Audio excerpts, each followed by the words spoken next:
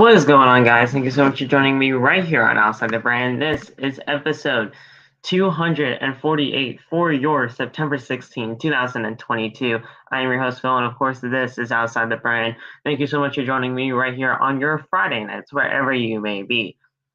Guys, tonight is really only going to be a Friday Night SmackDown post show right here on Outside the Brand, mainly because Rampage this week, it's not anything too special. I mean, let's be real here.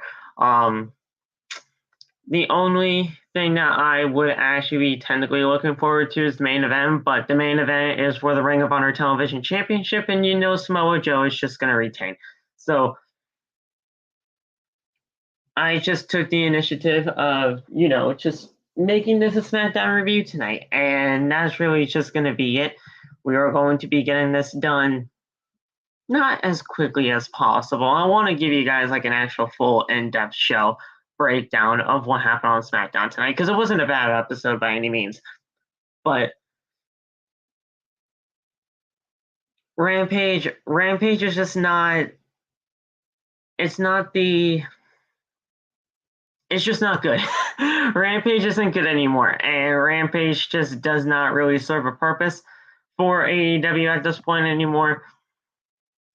I loved Rampage when it first started out because Rampage gave its superstars the opportunity to be out there in front of a crowd, even though you couldn't be on AEW Dynamite.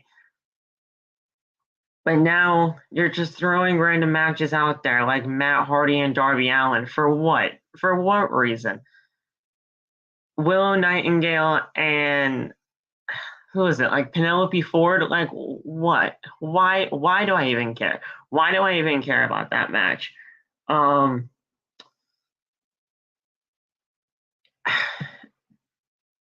don't know what to do with Rampage anymore. And Rampage, I think I'm just going to do Friday Night SmackDown reviews from now on here on the channel because Rampage, it's just not important. And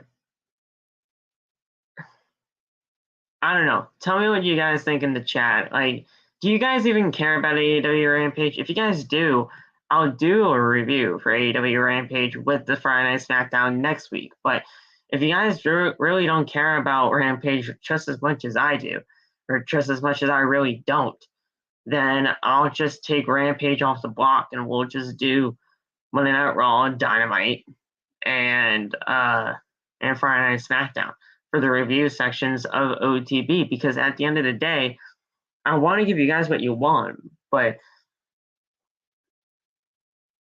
it's costing us time if we're just, being honest with each other. We have to wait another hour just to get on the podcast because of 4 random matches that don't mean anything when it comes to storylines on AEW Dynamite. They say it's an extension of Dynamite, but is it really an extension of Dynamite when they really don't matter and you know the results beforehand because it's taped and you just get the spoilers legitimately right after Dynamite goes off the air?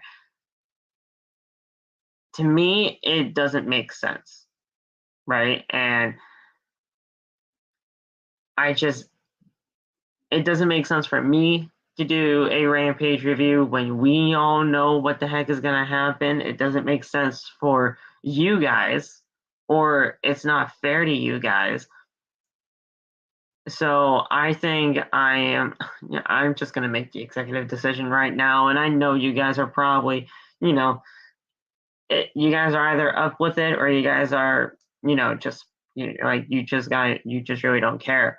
But, and then I'm going to make the executive decision that we're just going to be doing the Friday Night SmackDown reviews for the time being, at least until, Rampage actually steps the fuck up and changes something. Because, at the end of the day, Rampage it's not good.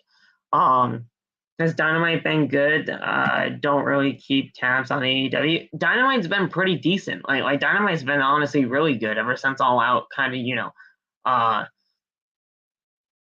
All Out kind of just ended, ever since everything kind of happened after All Out and everything like that, Dynamite's really stepped up. Dynamite has this is like the 3rd or 4th week with them being over 1 million viewers, and that's impressive in itself. Mainly because of the fact that not only this championship tournament for the AEW World Title has been, really heating up as of late, but everything going on right now, there's a lot of intrigue with AEW, and AEW really does have a lot of eyes on it. Whether that's good eyes or bad eyes, they have eyes on them, and we've had like at least 3 shows that had over 1 million viewers. So the Dynamites have been good. The Dynamites have been really good, and Tony Khan's actually been, really stepping up when it comes to, booking the shows. It's just Rampage. It doesn't matter. Rampage just a short end of the stick as always, and it doesn't mean anything.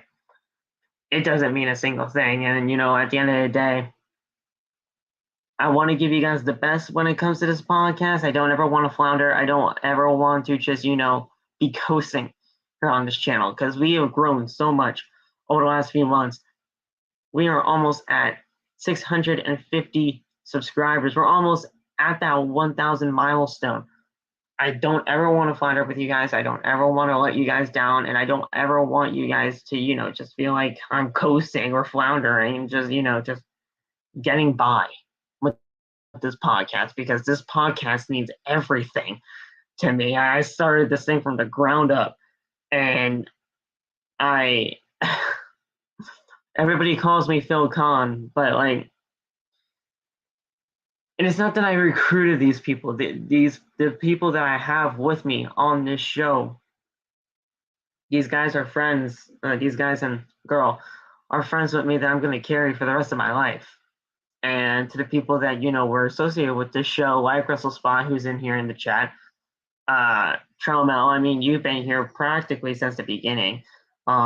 Zay, Tio, practically anybody that has known me since like the whole Wrestle Talk thing started, they know how much this cares. They know how much I care about this. They know how much this cares to me.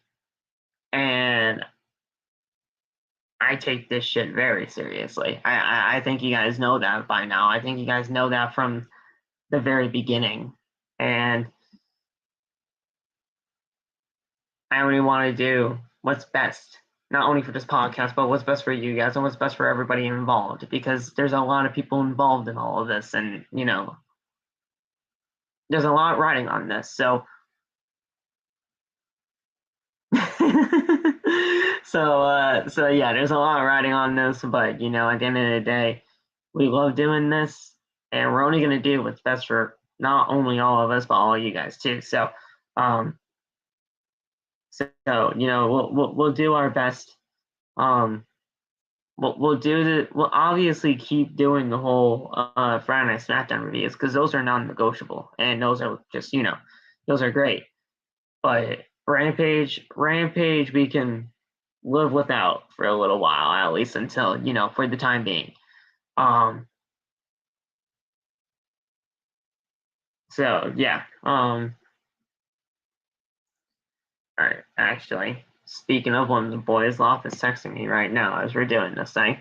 But yeah, I mean, Matt Hardy just lost to Darby Allin, and a match that was just announced for Grand Slam on Wednesday is the House of Black and Buddy Matthews and Brody King versus Sting and Darby Allin. So we're gonna get that tag match on Dynamite's Grand Slam. But other than that, I don't know what was happening. I just got off a live that was showing the show, and Claudio Castagnoli was, speaking with Tony in the ring. So I don't know what's happening right now. I don't even have it on in the background. I'm just doing this now, and we're just, going to get this Friday Night SmackDown post show started in just a little bit. But yeah, whatever happens on Rampage, I'll be sure to let you guys know about it. Maybe on a live this weekend. I don't know. I don't have work this weekend, so you might actually be seeing something this weekend. But But yeah, you know, I don't know. I don't know what we're going to be doing, but as far as Friday Night SmackDown goes, those are still going to be here, and we're going to still be doing that. It's just Rampage. It's just another extra hour that I just don't have time for.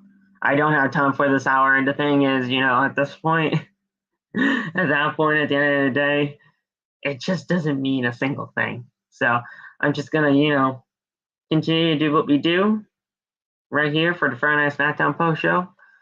And yeah, man, we're gonna continue doing our thing right here on Outside the Brand. Now, thing is, when it comes to Friday Night SmackDown tonight, it wasn't a bad show by any means. I think this show was a pretty good show for what it was.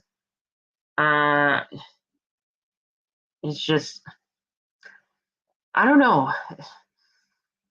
SmackDown just has a lot of work to do. SmackDown is a way better show ever since Triple H took over, right? And I think we all know that. I think we all, you know, can kind of, you know, take that for what it is and take that for what it's worth. But let's be real here. Let's be real. The SmackDown roster needs a ton of work, and the SmackDown roster doesn't really, you know, hold up to what Monday Night Raw is right now. And once that draft happens after WrestleMania,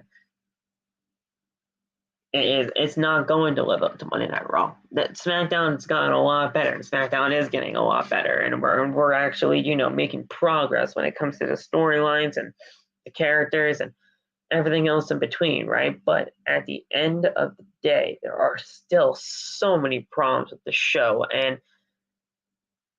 it's not even Triple H's fault. It's nobody's fault, really, other than Vince and Bruce's at the end. And, you know, my hair is so god dang bad right now. I gotta get this god dang, like, cut or something, because my god dang hair is so friggin' long. My bad.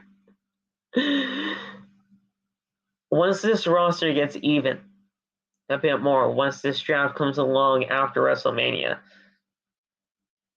it's going to be a lot better for Triple H to book these shows, and we are going to be able to actually, you know, get going with Friday Night SmackDown. We'll get Monday Night Raw to where it still is, and basically, I can't even believe I'm going to say this, but from time to time during the weeks, Raw is the best show out of the week, and you know, usually everybody hates Mondays, but Raw consistently has been pretty good. And, you know, it's just a matter of fact of that roster is so goddamn good. And Triple H knows how to work that roster really well. SmackDown's gotten a lot better, but it needs a lot of work still. And it's going to take time for Triple H to, you know, get into the swing of things before you know, doing the whole throttle on Friday Night SmackDown.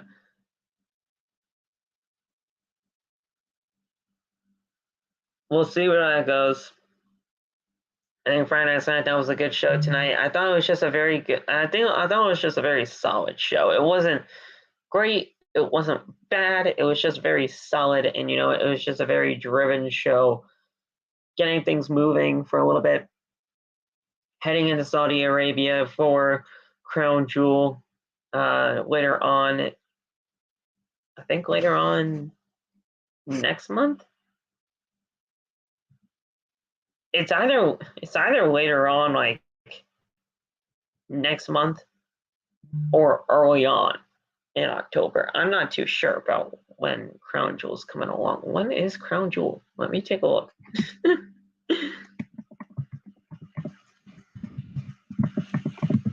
You guys will hear me typing and everything like that, but that's okay. It's not really too much of a feedback. November 5th. Oh, shoot. The hell? Okay, so Extreme Rules is happening before Crown Jewel. For some reason, I read that it was happening before Crown Jewel. So, for some reason, I heard that Crown Jewel is before Extreme Rules in October, but either way, it's happening in November, November 5th, to be exact. So early November. Okay, so it's just a little bit before Survivor Series. Okay, all right, yeah, because Survivor Series is November 26th. Okay, so yeah, we're getting Logan Paul in Saudi against Roman Reigns, and it's disgusting. I'll just be blunt with you guys. I'll be just completely honest with you guys. That's disgusting. That's absolutely disgusting, because to me that speaks volumes to what WWE thinks of their roster right now, and it's not Triple H's fault. Trust me, this is all just a money grab, and I think we all know this. That's the only reason why it's happening in Saudi Arabia. It's a big money grab.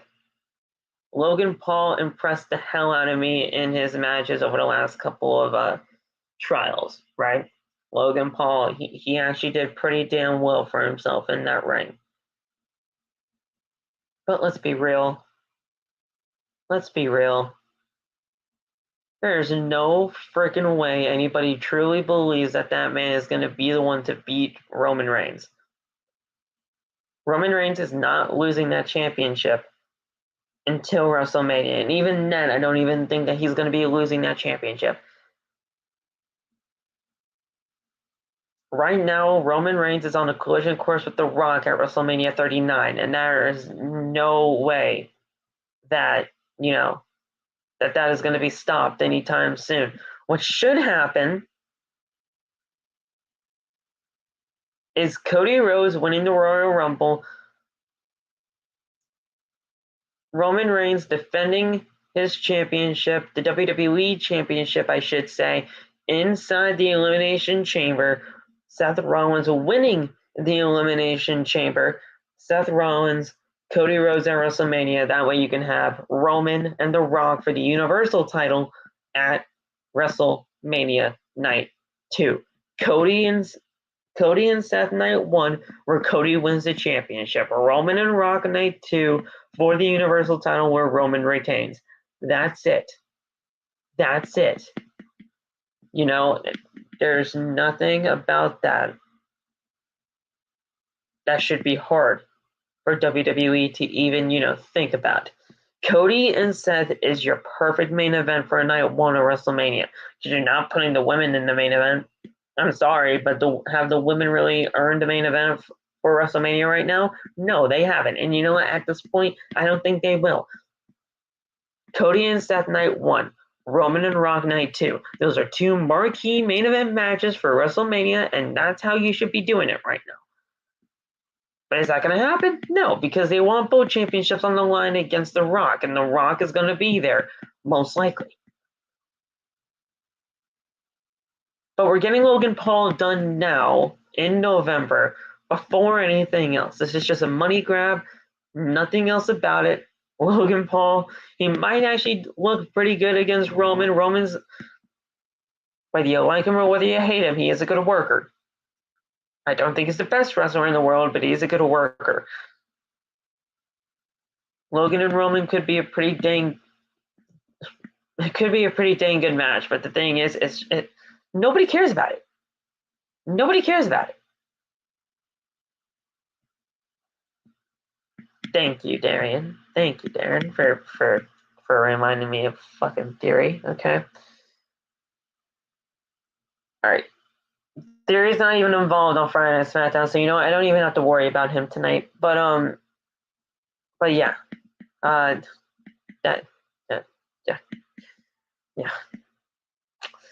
All right. I'm gonna move on. I'm gonna try to move on at least. It could work. It could work. I'm just saying that nobody gives a shit about it, and nobody's going to. If you definitely heard the reaction that Logan Paul got tonight, you know already that it is not going to live up to the hype that WWE thinks it's going to. So, WWE, they may love that money, but it's not all what's cracked up to be if you legitimately just want to, give the fans what they want, and all they want is good, solid storytelling. But yeah, Logan Paul, it's going to be Logan Paul and Roman Reigns. I mean, I think they made that very clear, when that happens. And there's going to be this press conference where apparently Logan Paul and Roman Reigns are going to be meeting up face to face. And at that press conference, who knows if Logan Paul is going to be issuing a challenge to Roman Reigns, which he's going to. It's just this entire press conference is just for that, that alone. Logan Paul sucked on the mic tonight. At the end of the day, Logan Paul just doesn't know how to talk on the microphone. And the thing is, the crowd, it really rattled him. You can tell it rattles him. Every single time they do the what chants, and I know the what chants gets to everybody in this company, and trust me, I get that, but the what chants honestly are very old at this point, and they're very fun to do. The what chants is very fun to do, but it rattles people, and these people, they have a job to do, and they have these scripts, and they have these promos that they need to cut, and and people are just being assholes doing the what chants. I get you're having fun, and it's a great thing, and you're honestly supposed to have fun at these shows. But if it rattled Logan Paul up the way that it did, he just shouldn't have a mic in his hands. He just shouldn't have a mic in his hands. And we're gonna go over what the hell happened here in Anaheim tonight. But yeah,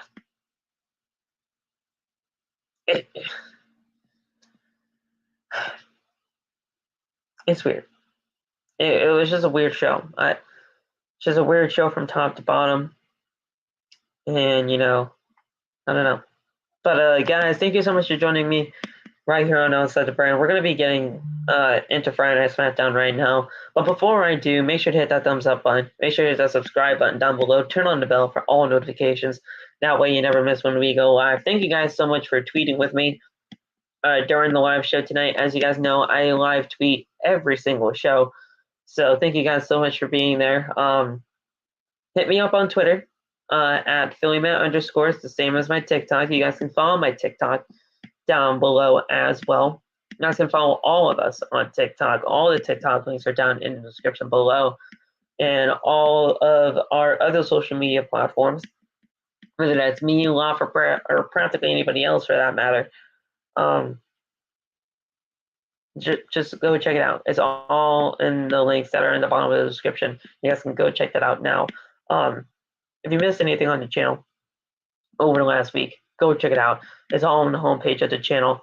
After last week's debacle of everything, and what was practically OTB's biggest week ever when it comes to news and everything like that, obviously because of CM Punk and the Elite and everything of AEW, having their embarrassing week as it was.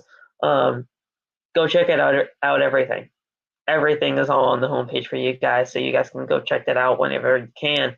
I know you guys are probably still catching up on all of that, so you guys can go catch that up. Catch up on anything you may have missed this week. And yeah, go get the merch, bonfire.com, the exclusive home of OTB and its merchandise. So you guys can go get anything that you guys might desire right now on OTB for the merchandise store on bonfire.com. So go do that. And yeah, that's it. That's it, guys. Let's get into Friday Night SmackDown. We're gonna get right into it right now, and I hope you guys enjoy what you hear tonight. If you do, hit that thumbs up. We should be seeing no less than 15 likes on tonight's episode. So 15 likes minimum on OTB tonight. Hit that thumbs up. Now. Okay. Let's get right into it. Okay.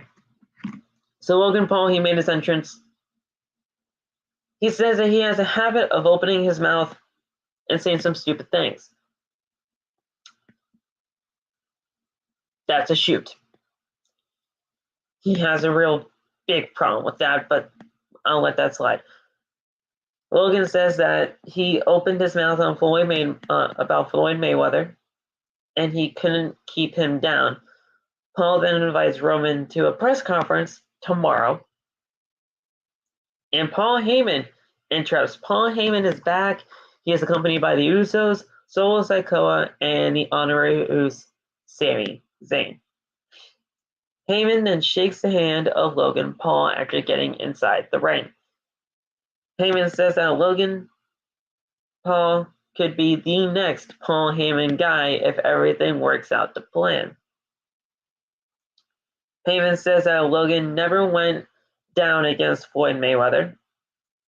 Heyman mentions the Anderson Silva will knock out Jake Paul, and I hope he does because Jake Paul's an absolute ass and he sucks at boxing.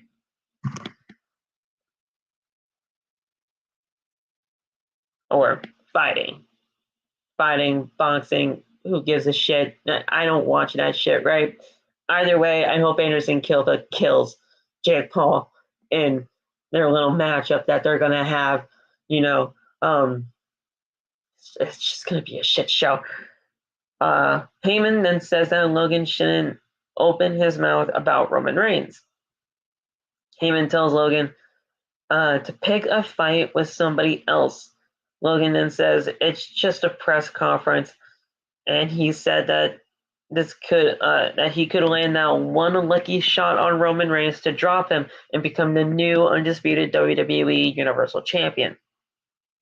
Heyman says that he doesn't like Logan, and Logan wants to bet that he can knock out Heyman before Solo Sikoa can even get to him inside the ring.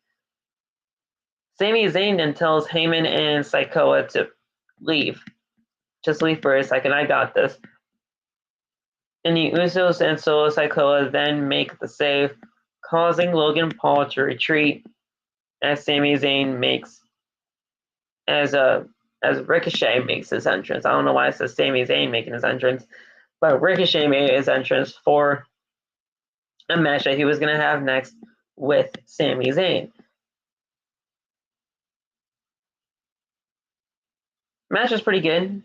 It was about a 13-minute match. It actually got a pretty decent amount of time. Logan Paul was in Ricochet's corner while the Bloodline and Paul Heyman were in Sami Zayn's corner. And Ricochet won after everything with the shooting star press, obviously, as that's honestly became Ricochet's new finisher now, which I like. I do. I like the shooting star press, and honestly, it worked out really well for him. So the match starts off with both men locking up. Zayn then trips Ricochet on the top rope, causing Ricochet to crash stomach first onto the barricade, and Ricochet hits a tilt-a-whirl head scissors on Sami Zayn. Ricochet then gets pushed off the ropes onto the barricade as we head into commercial break. That's where I was messing up. My bad. We come back from commercial break as we see Ricochet catch Zayn in a mid-air with a dropkick. Ricochet then hits a super kick to the face of Sami Zayn. Jimmy then distracts Ricochet, and Zayn hits a Blue Thunder bomb to secure a very close near fall after Logan distracted the referee. Sami and Jay then argue on the outside, but Jimmy calms them down. Ricochet then takes out Zayn and the Usos with a dive to the outside. Ricochet then heads up top rope for the shooting star press and gets the pinfall victory in about 13 minutes. Ricochet gets the win over Sami Zayn, the honorary Us. After the match, Madcap Moss then he comes out with a steel chair, causing the Bloodline to retreat. We then learn later on in the night that Madcap Moss would be challenging Solo Sikoa for the NXT North American Championship. We then cut to the back, where it was Karrion Kross in a dark room with Scarlett, of course, and Karrion said that Drew McIntyre was publicly executed last week. Kross goes over the sounds that Drew made as he was being choked out. Kross says that he changes timelines, and he said that he will make sure that Drew never gets out. I love everything that Karrion Kross is up to right now. Karrion Kross is probably one of the best acts in all of Friday Night SmackDown right now, obviously besides the Bloodline, of course, but Karrion Kross is definitely one of the most interesting aspects in all of Friday Night SmackDown, and there's no debate about that. There's no debate about that. We all know how great Karrion Kross is. And now that Karrion Kross is back on the main roster, in the hands of Triple H has been handling him to perfection, and there is nothing that anybody can do or say that can change my mind on that, because that is 100% the God honest and heartfelt truth. I am so happy, incredibly happy that Karrion Kross is getting that second chance that he deserves. Everything about Karrion Kross screams future world champion. Everything about Karrion Kross screams the future of this company. Fuck the future. This is now. This guy is the now of this company. And Triple H sees that.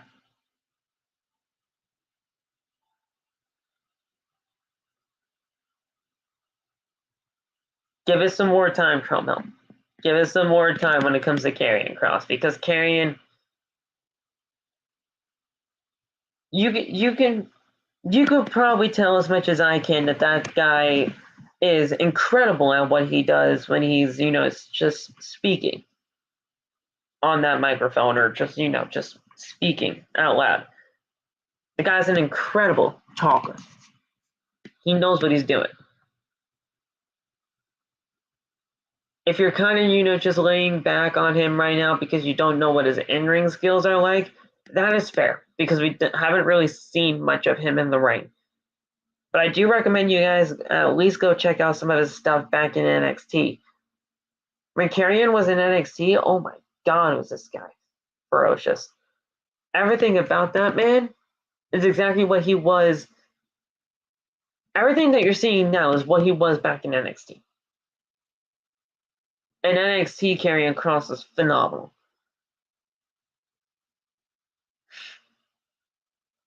I love everything about this. I think Karrion's doing a great job at what he's, been set up to do.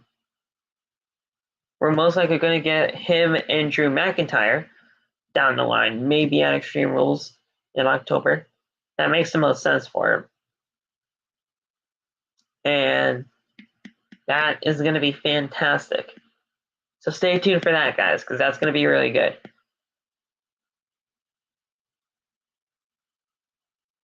So I cannot wait for that. Max and Maxine Dupree are in the ring. Dupree says that they are close to LA. L.A. Knight. I love the little LA Knight reference.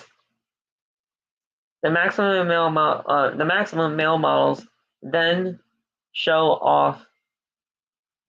are about to show off their back to school collection. But Braun Strowman runs through the maximum male models. Braun then throws Massey into the barricade. Braun then hits an uppercut to Mansoor. And Braun hits a power bomb on Mansoor. Chad Gable then interrupts Otis and attacks Braun from behind. Braun then clotheslines Otis, and then Otis lands a series of punches onto Braun in the corner. Otis then lands a world's strongest slam onto Braun Strowman, but Braun sits up like The Undertaker, and Otis wants to fight Braun, but Gable holds him back. Braun Strowman, I don't know if you guys like him. I don't know if you guys don't like him. I don't like the man. When it comes to WWE, I met the guy before. The guy's an absolute saint. The guy, he's great. He's great talking to. But they treat this man so wrong. They treat this man so wrong. And I know this is like Braun Strowman's second chance. But it's not interesting. He's not interesting. And yes, him attacking the male models tonight along with Otis and Gable, that was pretty fun. I will give them that. But if this is all that he was brought back to do, I don't want it.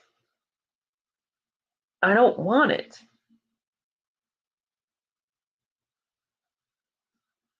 Braun Strowman is not interesting. Braun Strowman is not interesting by a long shot. He doesn't know. I shouldn't say he doesn't know what he's doing, because he does. But there's nothing about him that is interesting. At all. And I don't know. If this is really what you brought him back to do, then I just don't want it. I don't. Now, Tromo, I will say that, yes, you are right in saying that Maxine did not look all that happy when Dupree said LA. We're bringing back the whole LA Knight stuff, and I absolutely love that. LA Knight should have never changed anyway to this Max Dupree shit, right? So bringing back LA Knight is going to be the best thing for him. It's going to be the best thing for everyone involved. That way Maxine can go back to NXT, because honestly she was never ready. They had called her to the main roster. I haven't even seen a look of her in the ring, let alone anything, that she can do. Monswan, Marseille Monswan, I mean,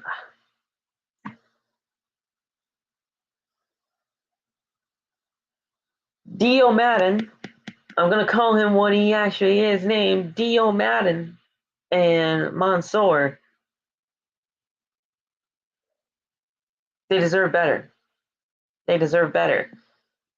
Dio Madden was a former commentator before turning into Mace from Retribution and then dying a slow and painful death into what we see him now as Mansoor. No. Marseille, I should say. My bad. And Mansoor, he is uber talented, but the guy doesn't fit anywhere.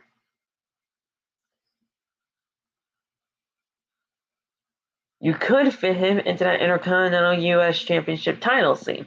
You can. But does WWE want to do that? Most likely, no.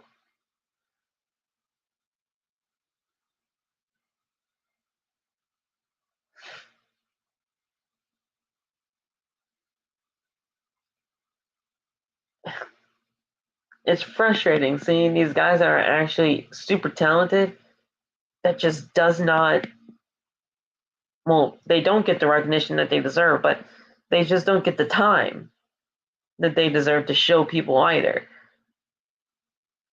You think Mansoor and Dio Madden want to be flaunting around in these weirdo outfits, just, being models? No, they want to fucking wrestle.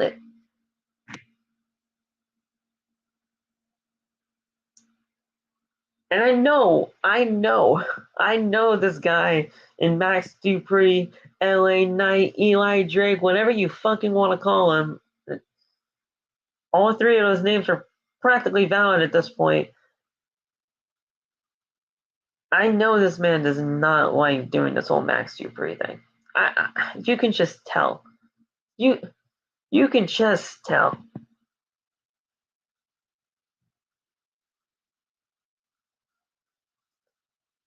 Well, Tromel, that's just because of marketing reasons. Mansoor only winning at Crown Jewel and the Saudi events, those are legitimately only for Saudi Arabia, and just because he's from there, and it's mainly just for marketability. That's it. That's all it is. I mean, that's what it is. And yeah, when he was Dio Madden, when he was a commentator, Lesnar he did a stare down with him, and then he put him through the announce table, and then that's when he left commentary, and they didn't bring him back until Retribution came along. And then Retribution died a slow and painful death because that faction never got off the ground, and it should never have gotten off the ground. It should have never even been a thing. And now he's Marseille as a maximum male model. It's sad. It's really sad seeing the trajectory of what these guys were to what they are now.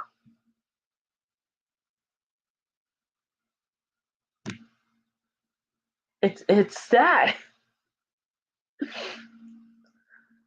Damage Control, they made their entrance. Bayley says that the role models are back on Friday Night SmackDown. Kai says that they can go on any brand at any time. Sky says that SmackDown is their show now. And Bayley says that they have the power to determine the future of Raw and SmackDown. Raquel Rodriguez then, or Gonzalez, my bad, she interrupts. Raquel says that she doesn't see greatness in them at all. Raquel calls Damage Control bullies, and she will get her revenge for Aaliyah.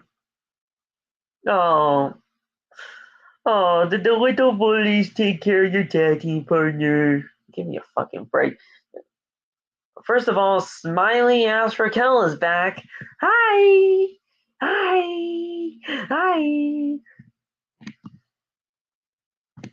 Are you fucking kidding me? Are you fucking kidding me?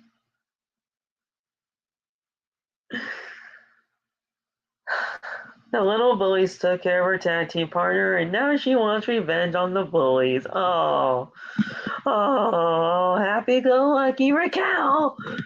Raquel!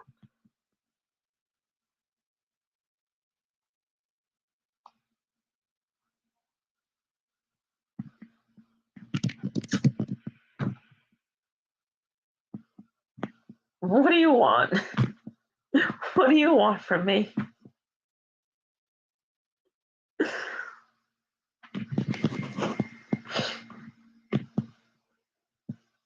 Raquel Gonzalez versus Bayley. 6 minutes. 6 minutes, 20 seconds. Bayley got the win. The match started off with both women locking up. Raquel then knocks Kai into Sky. Raquel then goes to the top, but Sky and Kai distract her. Bayley then takes out Raquel's knee in the corner. Raquel then hits 2 fallaway slams onto Bayley, and then Raquel then knocks Sky off the apron. Raquel then slams Kai into Bayley, and then Raquel hits the corkscrew elbow from the second rope onto Kai and Bayley at the same time. Bayley then hits a rose plant onto Raquel to secure a pinfall victory. After the match, Kai and Sky then beat down Raquel. Shotzi Blackheart makes the save, causing Damage Control to retreat.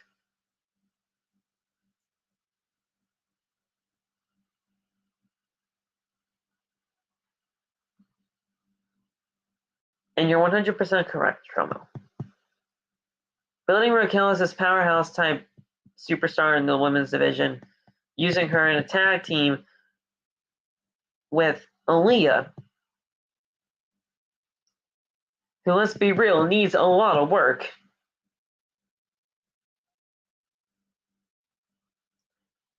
You're doing the exact same thing that you do with Shayna Baszler.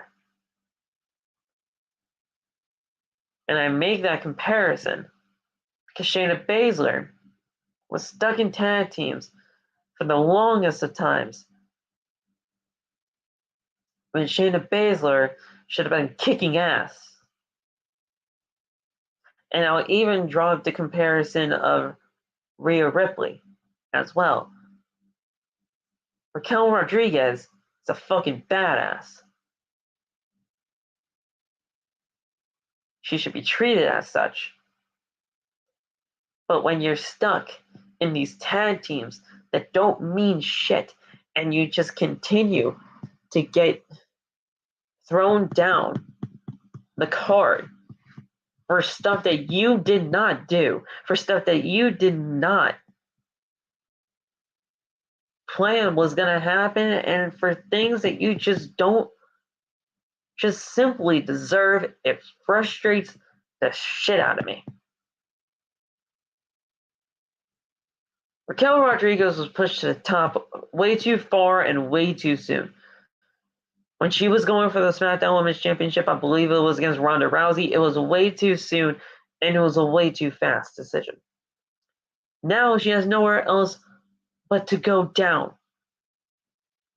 And that is sad.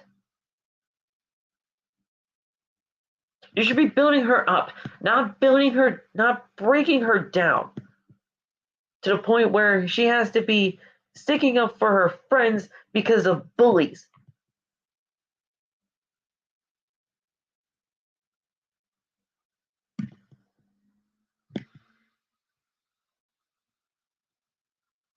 I wouldn't even call it a mid-card. It's definitely way lower down in the card because the women of Friday Night SmackDown don't.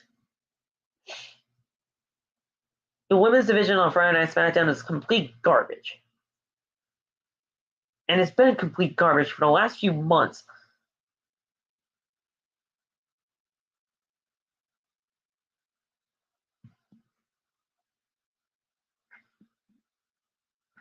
Raquel Rodriguez, or Gonzalez, sorry, deserves a lot more. A lot more. Taylor Braxton then interviews Ronda Rousey in a sit-down interview. Ronda says that there won't be any controversy this time around when she faces Liv Morgan. Liv then replaces Kayla, saying that she needs to talk to Ronda alone. Liv says that she's never met someone who says words that don't mean anything. Liv then says that she's the only person to beat Ronda twice, and Liv then says that nothing she says will make Ronda respect her. Liv challenges Ronda to an Extreme Rules match, and then Ronda says, "It's your funeral." If Ronda Rousey if Ronda Rousey wins that SmackDown Women's Championship because of the Extreme Rules match stipulation, I've seen all that I need to see that WWE just does not give a single fucking shit about Liv Morgan. They don't even care about her now as champion, so I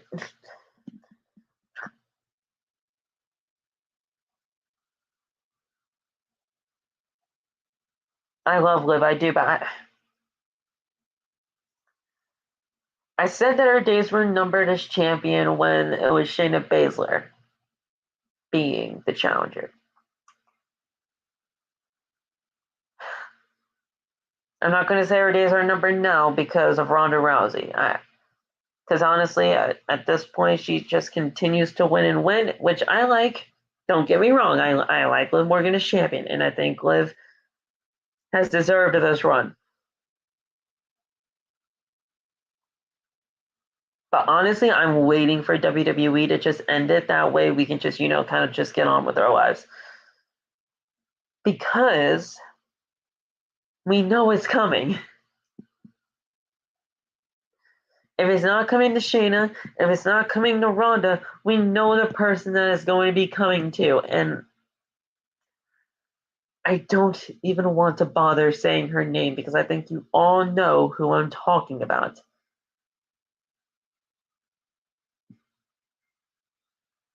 And it sucks I don't even have to go that far. It sucks I don't even have to go there, but where else do I even have to go?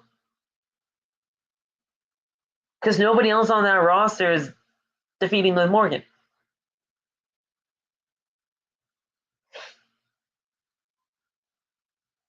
You guys know where I'm going. I'm not going to say the name. If I have to say the name, it's just going to, I think I legitimately might, throw up in my mouth on stream.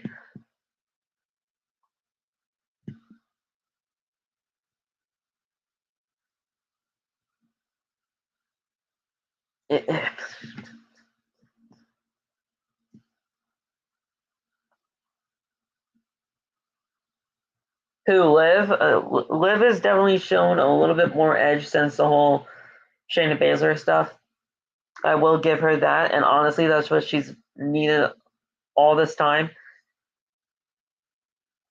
I don't know. I can't say that her days are numbered because anytime that somebody thinks that, she proves them wrong. So it's a very, very weird situation, and once it does happen, people are going to be pissed off, but a lot of people are going to be happy. And I don't know what side of the spectrum I'd be on. I really don't. I love Liv.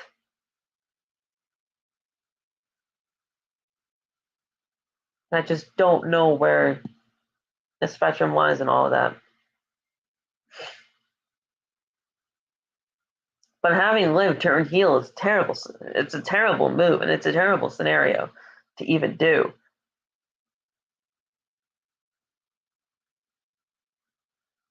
Well, Bayley, I think, is going to be taking the title off Bianca, which is a desperately needed move right now.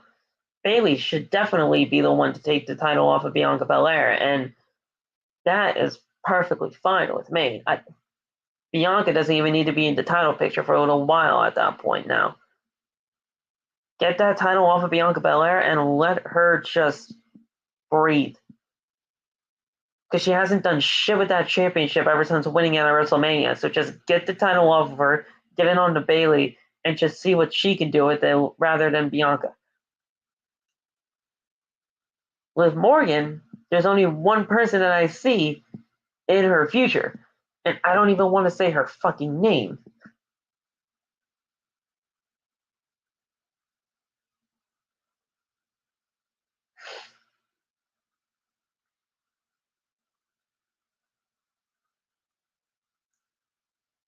I'll just say this. It's the daughter of Rick. You guys know where I'm going with that.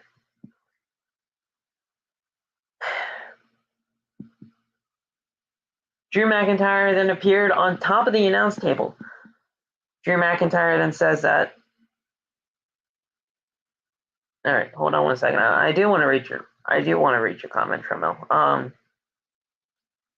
Reminds me of Big E, both shown time and time again that they can do it, but creative. Exactly. Everything that Liv Morgan has done so far, you know what? This is all. None of this shit's on her. I want to make that clear. I want to make that very clear to people because I know people are probably going to misconstrue that a lot. That I'm just blaming Liv Morgan for all this stuff. I'm not blaming Liv Morgan at all. Liv Morgan is not the fault, not the person at fault here. It's not Triple H. It's not Liv Morgan. Liv Morgan became the women's champion under Vince and Bruce's control. And then once Vince and Bruce, they ruined her already. And then when she got the championship, nobody gave a shit. Nobody gave a fuck about who she was, what she was doing with that championship. Was it even believable for her to be champion? Nobody gave a shit. And then Triple H came along, and then Triple H came into play, and now he's trying to fix this fucking mess. This mess is way too hard to fix.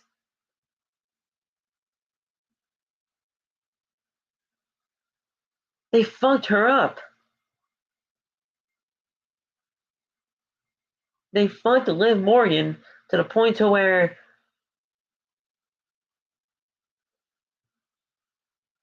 she can't come back from this. She can have these championship pretensions all they want, and she can have all these things going for her. And the fans can be behind her. I'm behind her. But that only gets you so far. And until they figure out what the fuck to do with her, other than that, she's just going to be coasting. And coasting as a women's champion in this company is not what you should be doing. There should be compelling storylines. And that reminds me of another women's division right now that is just coasting, when that division could be absolutely one of the best in the world.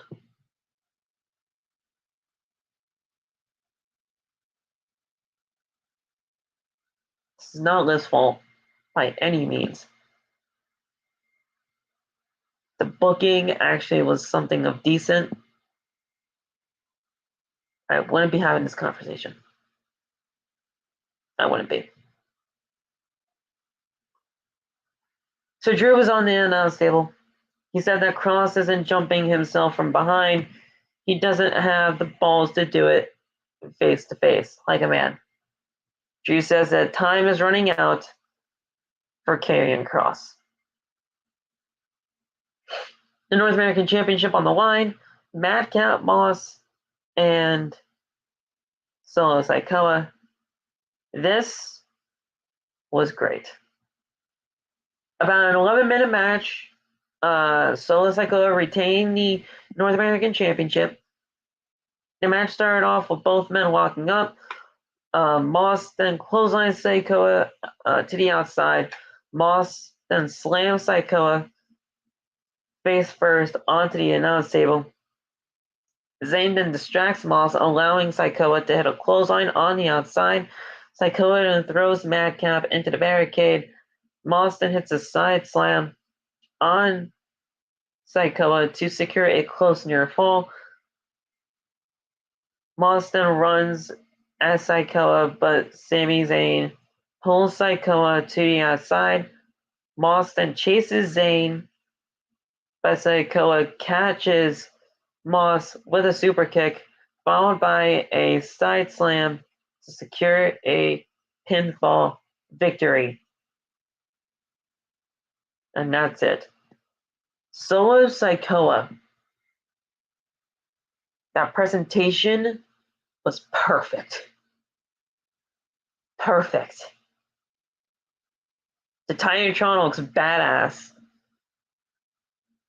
The music, perfectly done. To the fucking T of how I would have done it. That was so good.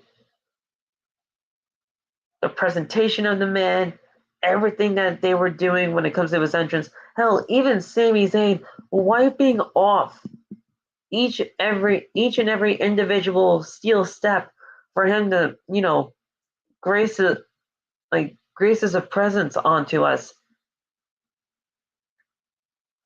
Thank you. That's what we want. That was so good. And I love that I love that name for him as well. Phil, you've hit the nail right on the head.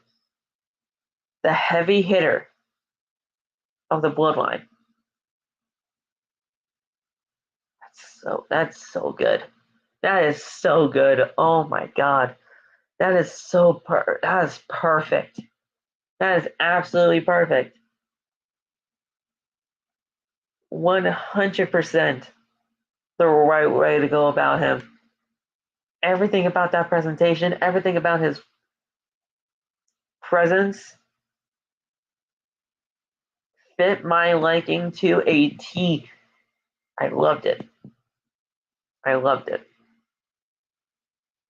Seriously, I thought that was absolutely great. Fantastic. And before the match, like you're getting into, Solo Sikoa picking Sami Zayn to come out with him other than his own brothers, the Usos. It's a very interesting story. It's a very interesting story within the Bloodline themselves because they all know that Jay does not like Sami Zayn right now, that he does not trust Sami Zayn. But Solo Sikoa does. Solo Sikoa trusts Sami Zayn like he's his brother. It's a very interesting story, and Kevin Owens is going to get involved in this somehow. He's going to get involved in this with Sami Zayn at some point, and then we're going to get Solo Sikoa possibly against Kevin Owens at one point,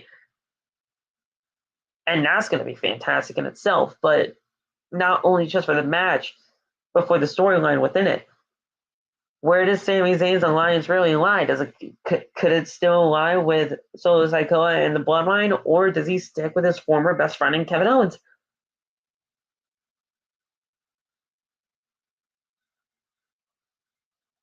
It's going to be a good thing either way.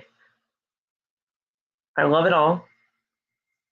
Solo Sikoa being in the Bloodline, that's a given, and that was always going to be a thing. And he's going to stay in the Bloodline whether this whole Sami Zayn thing works out for them or not. But I love the little turmoil that's happening right now between Sami Zayn, Jey Uso, Solo Sikoa. Jimmy, he's just trying to separate Jey and Sami from killing each other at this point. Such a good story. Such a good story. And all of this is happening while Roman's away. Once Roman shows up next week on Friday Night SmackDown, what is he going to have to say? What's he going to have to say? Because Roman was the one to practically introduce Solo Sikoa into the Bloodline. When Solo helped Roman at Clash of the Castle. Sorry, it just escaped my mind. So yeah, what's he going to have to say about all this? Because Roman does have a liking towards Sami Zayn as well. I just love it. I just love it. I just love everything about it. We then had the fatal four-way for the number one contendership for the tag titles against the Usos and Hit Row, the New Day, Imperium, and the Brawling Brutes. Before we get into that, though, it is kind of confusing having a North American Championship on the main roster, but trust me, that's really only going to be, I believe, for so long at least. They gave Solo Sikoa the North American Championship only because A, it made sense to do so at the time, mainly because he's been chasing that championship for months in NXT, and 2, they don't want him to be the odd Uso out, meaning they don't want him to just look out of place in the Bloodline. The only person that should be looking out of place in the Bloodline is Sami Zayn. Everybody else in the Bloodline needs something to hold on to. And if it has to be the North American Championship for the time being for Solo, then so be it. He can get to the United States and he can get to the Intercontinental title, but for right now, the collision course for the United States and Intercontinental Championship for Survivor Series is Walter and Bobby Lashley. That's that. And once one of those titles are off of one of those two men, that's when Solo Sikoa can get after the Intercontinental or United States Championship. Other than that, the North American Championship is just going to have to be his title. And that's fine. That's fine. Plus, it gets more eyes on NXT. It gets more eyes on NXT mainly because it's on the biggest faction in all of WWE right now in the Bloodline, and it's new blood. No pun intended. It's new blood for NXT and it's new blood for the main roster. It gives them the eyes that is needed. So I'm fine with it. It's just the fact that they need to figure out what they can do to get him away from that and into the main singles titles once that can be accomplished. Now the main event was pretty good. About 18 minutes, I should say, like about a 18-minute matchup. We're gonna go from the first commercial break and then head on down. So we're back from the first commercial break. As we see Kaiser and Butch on into the middle rope. Kaiser sent Butch into the middle rope. My bad. Top Dollar and suplexes Holland, Dollar and slams Ashante into Holland. Vinci and Kaiser then hit a double team drop kick onto Kofi into the ring post as we go to commercial break. By the way, that when Top Dollar had everybody on his shoulders, impressive as hell. Impressive as hell. And that's the way you should be using Top Dollar. That's the way you should be using Top Dollar. Top Dollar looked absolutely phenomenal in this match tonight. I loved everything about that. AJ Francis knows what the fuck he is doing. And I love that. So keep doing your thing, AJ. I absolutely love what you're doing. So we come back from the second commercial break as we see Kaiser land an elbow to the back of Kofi's head.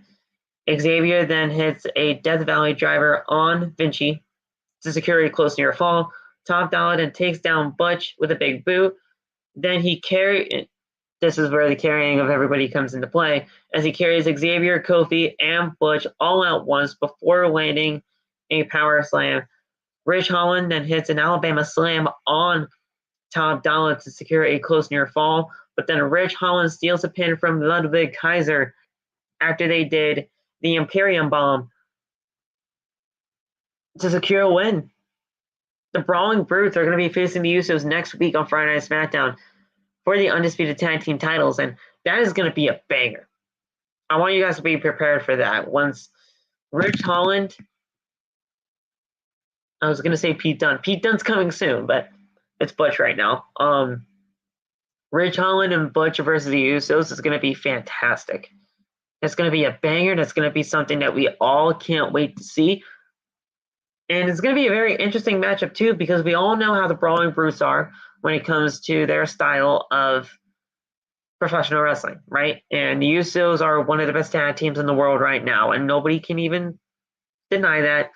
I don't think anybody can really deny that right now, but they're not the best tag team in the world, trust me. That belongs to FTR, but the Usos, they're not too far behind, right? They're not too far behind when it comes to talent in that rank.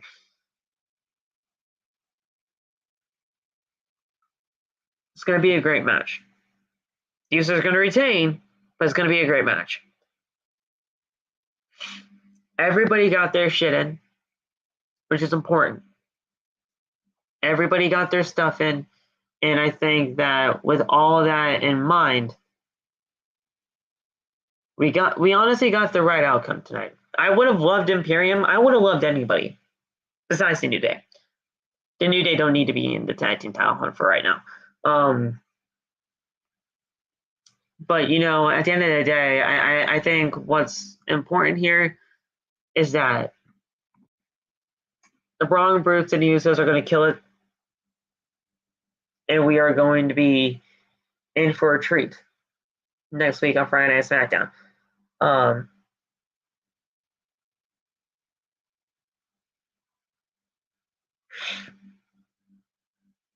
I'll agree with you on that. Tromel. Rich Holland looked like he looked in the best shape of his life tonight. And he definitely showed what he's capable of, and he definitely showed what he can do in that ring. Ridge Holland is not bad by any means. It was just a freak accident what happened with Big E. People were like, petitioning for him to get fired. I didn't want that, but Big E's broken neck was just as much as Big E's fault as it was of Ridge Holland. Doing a big belly to belly like that, it takes two people to do that. It takes Ridge Holland to get enough power to get him over his head, and it takes Big E enough power in his own right to send himself over there. It was just as much of Big E's problem and fault as it was Ridge Holland's. Yes, he should have gotten reprimanded for that, and yes, it was. He is to blame for it, but it takes two people to dance, especially when you're inside that ring. They were outside the ring at the time, but you get what I mean. You're putting your life and body, and you're putting everything on the line when you're in a match. They both knew that. They both knew that going in. They both know each other very well. And the thing is, Ridge Holland felt absolutely fucking terrible about all it. Ridge Holland is going to be fine. And Ridge Holland looked great tonight. And he's going to look great next week against the Usos with Butch on his side.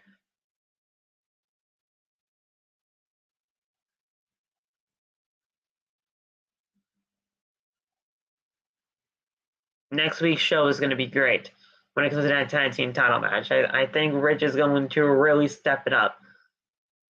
And Butch, Pete Dunne, whatever you really want to call him, we're slowly getting back to that Pete Dunne, because we got the Bruiserweight singlet back. He's doing the whole, joint manipulation with the fingers, snapping the fingers back and everything like that. Like, we're getting Bruiserweight qualities in Butch. We'll get there eventually. But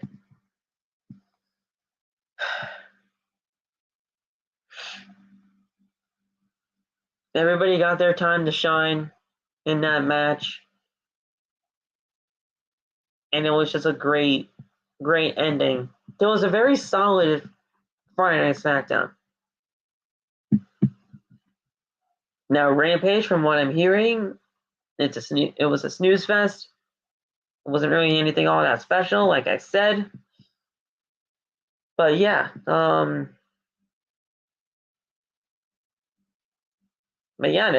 your Friday Night SmackDown review, guys. I think we did pretty well tonight. I think we did pretty dang good. You might see something during the weekend. If you guys do, make sure to check it out. If you guys don't, that's okay. We'll be back here on Monday Night Raw, the Monday Night Raw post show right here on OTB. And yeah, guys, if you guys have anything you want to talk to me about first before we get the hell out of here, I can. Not for long, but if you guys have any last minute things you need to say before I get the hell out of here, then I can do something real quick. Want Imperium to win, but Ridge stealing the win was a good spot. I agree. I wanted Imperium to win too. I thought Imperium was honestly, bred to win that match.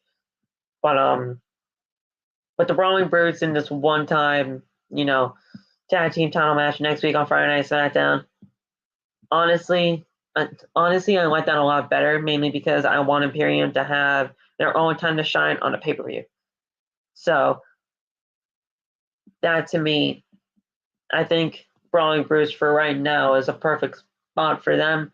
And honestly, they're getting so over enough as it is with Sheamus. That's going to be a great match in itself. I'd rather have Imperium shine when it comes to like a pay-per-view spot. So I'm fine with that for right now.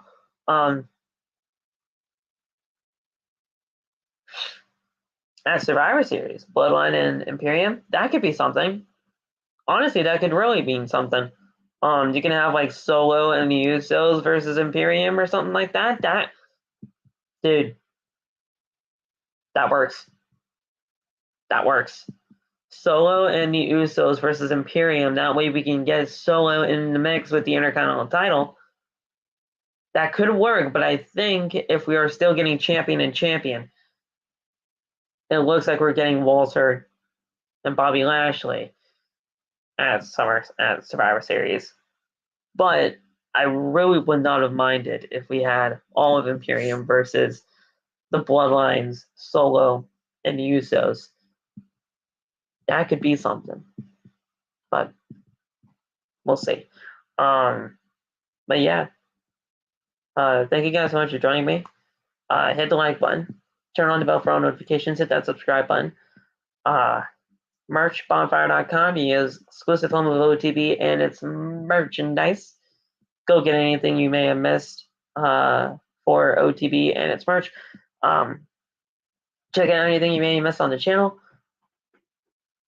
Follow me on Twitter @FeelingMat_, on Instagram, same as my TikTok, and follow all of us on TikTok. All the links are down in the description below. Go do all of that. You guys won't regret it.